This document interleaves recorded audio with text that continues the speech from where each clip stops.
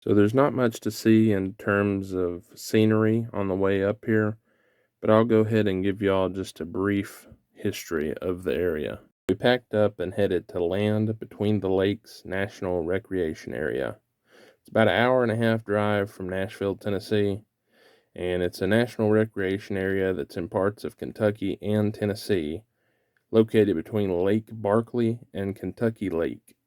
It was designated as a national recreation area in 1963 by President John F. Kennedy.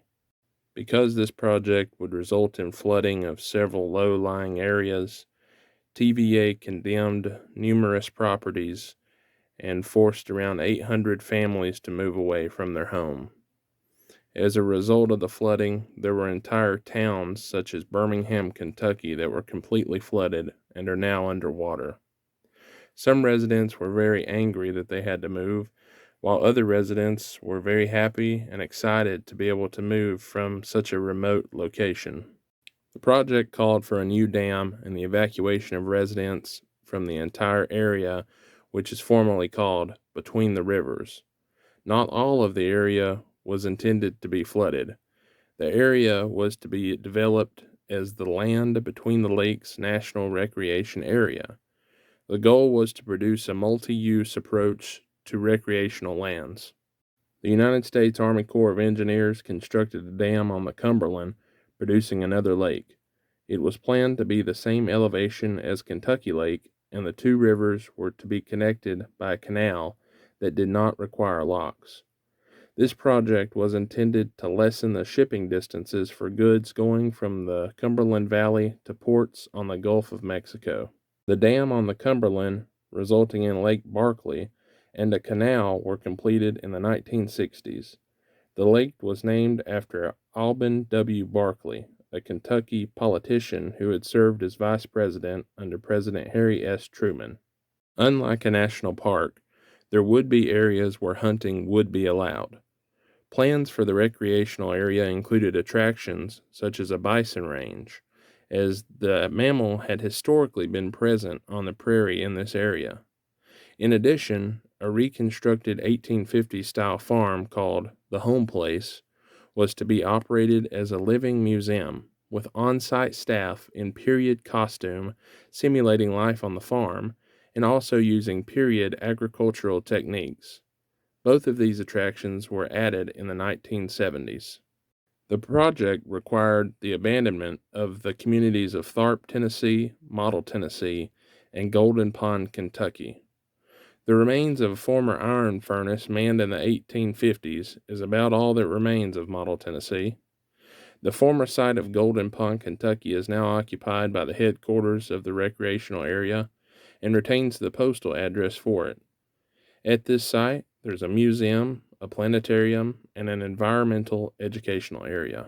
The recreational area has many miles of hiking trails, numerous boat ramps, an off-road vehicle area, numerous campgrounds, plus group lodges and a few cabins.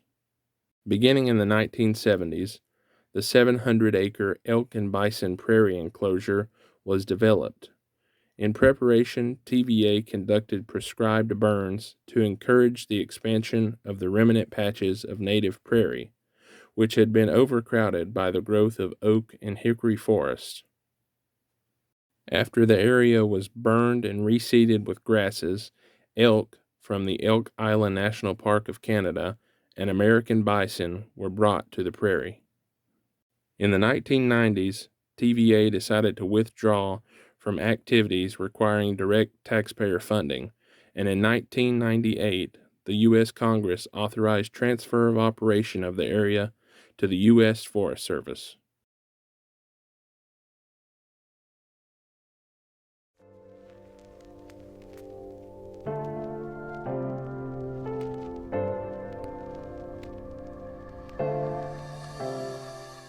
Did you hear that? Oh, that's so cool, isn't it?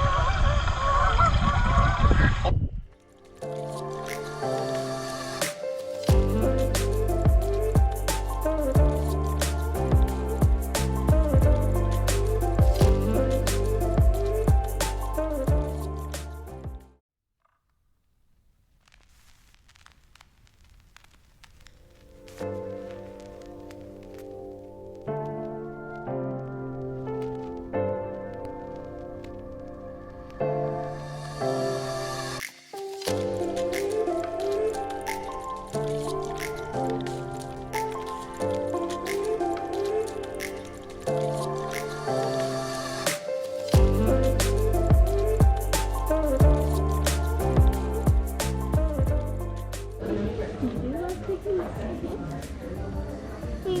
grandma showed me one. Okay, all of it sounds delicious.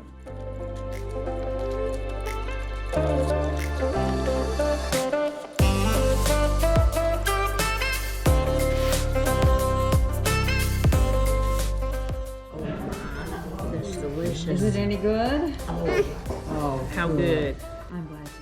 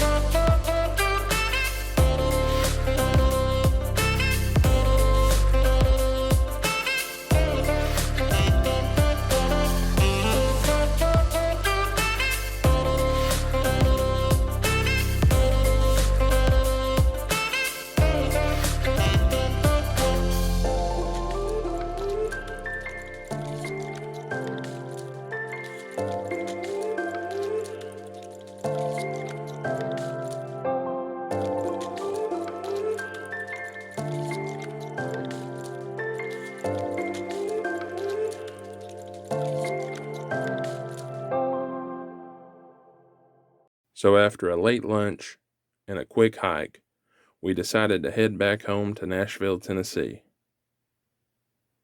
Thank y'all so much for watching. Y'all have a wonderful day.